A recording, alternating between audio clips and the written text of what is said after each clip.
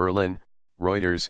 Migration is an issue that demands a European solution, German Chancellor Angela Merkel insisted on Saturday, giving no ground in a showdown with her Bavarian allies that threatens her 3-month-old coalition. The row is over Merkel Euro trademark's rejection of plans by Interior Minister Horst Seehofer, from Bavaria, for Germany unilaterally to send back migrants who have registered in other European Union countries. Such a reversal of her 2015 open-door migrant policy would be a huge blow to the authority of Merkel, in power for more than 12 years, and undermine the Schengen open border system at a time when EU tensions over migration are running high.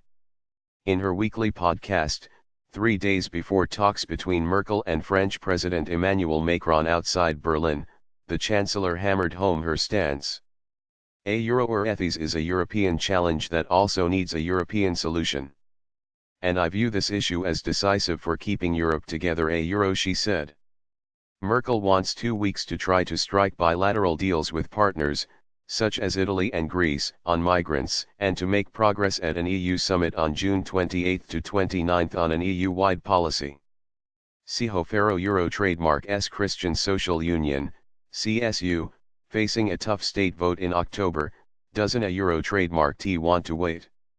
Members say the minister will defy Merkel on Monday if no compromise has been reached by then, and go ahead with the plans alone.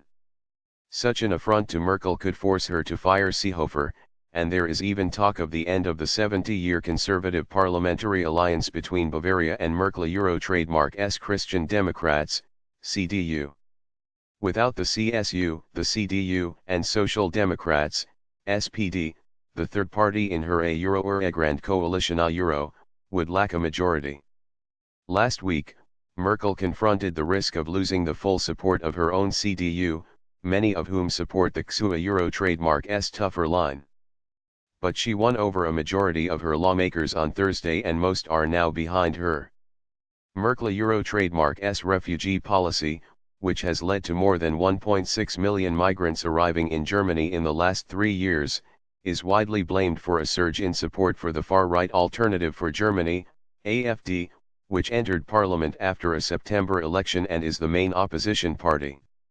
In her podcast, Merkel also said Germany and France, the EU a Euro trademark's strongest axis despite some differences, would try to give new momentum to European cooperation on foreign, defense and security policy to contribute to a strong and unified Europe.